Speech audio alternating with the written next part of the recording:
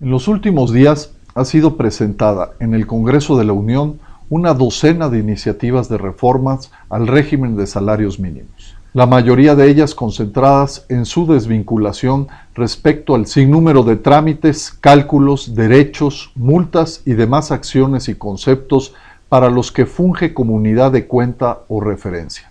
En el sector empresarial estamos revisando a fondo todas las iniciativas, con gran interés y mucho cuidado. En la medida que lo hacemos, se reafirma nuestra convicción de que efectivamente desligar el salario mínimo de tantos conceptos tiene que ser el primer paso, indispensable para cualquier cambio que haya que analizar y debatir.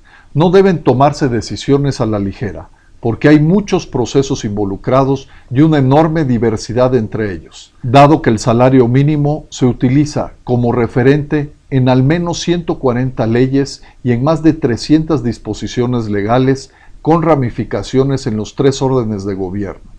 Existe una gran complejidad para el análisis y la determinación de las reformas que procedan. El sector empresarial participará activamente en este debate, como parte fundamental en la actividad económica y las relaciones laborales. Nos interesa, desde luego, buscar, junto con todos los sectores, caminos viables y sustentables para que crezcan los ingresos reales de los trabajadores. Y estamos de acuerdo en que ninguna alternativa para tales efectos tiene sentido, sin antes superar el tema de su vinculación con tantos asuntos ajenos a su función.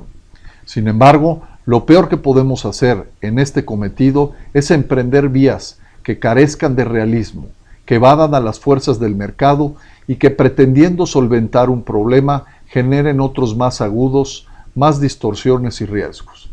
En este sentido, pedimos que se dé todo el tiempo necesario para estudiar las distintas propuestas, con un proceso abierto para la consulta con los involucrados y especialistas. No se trata de un reto que puede ni debe resolverse de manera expedita. Es mucho lo que está de por medio. Existen múltiples alternativas y experiencias internacionales que vale la pena tomar en cuenta. En las distintas iniciativas encontramos puntos positivos, pero también otros que preocupan. Coincidimos con las que definen que la ruta tiene que darse necesariamente en 2 etapas.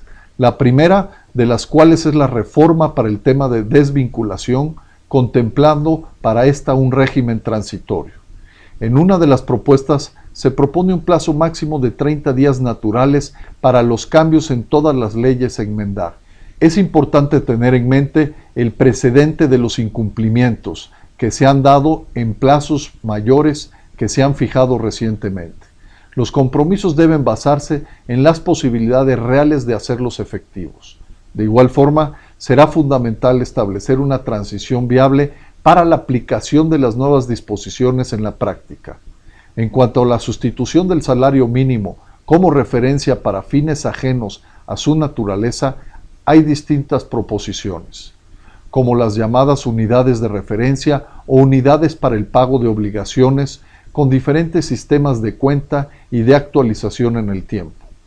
En general, se trata de métodos de indexación que podrían actualizarse de forma prácticamente automática, por ejemplo, de manera mensual, multiplicando su valor por un factor relacionado con la inflación, o bien anualmente con la intervención del Banco de México. En este tema, la clave es que cuidemos de no cambiar un modelo rígido por otro, que no tome en cuenta las necesidades y especificaciones de las distintas legislaciones, su objeto jurisdiccional y desde luego las de los agentes regulados y las personas en general.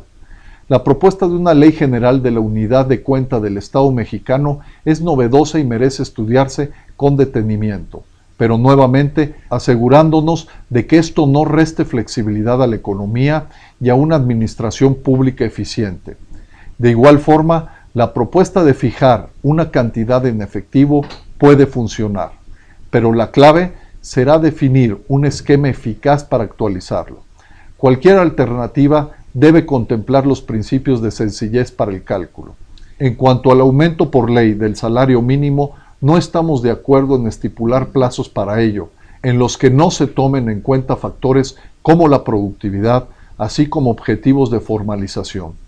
Establecer compromisos a mediano y largo plazo nos quitará a todos la necesaria flexibilidad para actuar en función de los cambios en el mercado y la economía, llevándonos al incumplimiento de los mismos o a que surjan efectos contraproducentes. En los salarios mínimos no basta con observar la posición del sector político, necesariamente tiene que atenderse el punto de vista de los trabajadores y las empresas, así como los imperativos que marcan las propias fuerzas del mercado, que difícilmente pueden ser superadas con decretos.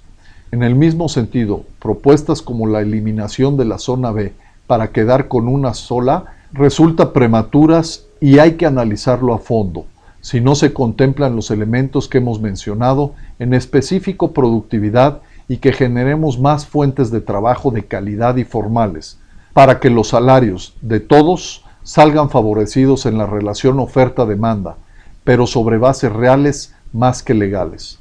No sería realista ni prudente estipular aumentos con plazos perentorios, si no se ligan objetivos como incrementos en la productividad. Hoy tenemos sectores altamente competitivos, que incrementan su productividad a tasas de 6% anual en promedio, generando casi $14,000 por empleado.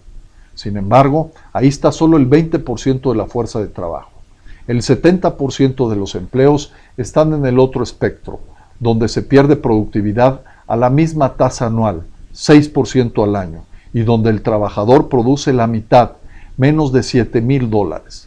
Las disparidades regionales son igualmente enormes, con 4 estados que concentran la mitad del PIB. Ahí es donde está el gran reto y la solución a la pérdida de poder adquisitivo de los salarios, ante un menoscabo global de la productividad total de nuestra economía. Para avanzar, necesariamente tenemos que perseverar en el esfuerzo de formalizar a millones de negocios y trabajadores. La informalidad asciende a casi 60% del mercado laboral, pero aporta apenas poco más de una décima parte del PIB. En estas realidades es donde están las raíces del problema, como el bajo crecimiento que ha tenido nuestra economía y con ello la pobreza y desigualdad que persisten. Concentrémonos en las soluciones que más urgen y que puedan tener un efecto positivo, sostenible y duradero. El sector empresarial está comprometido con este esfuerzo.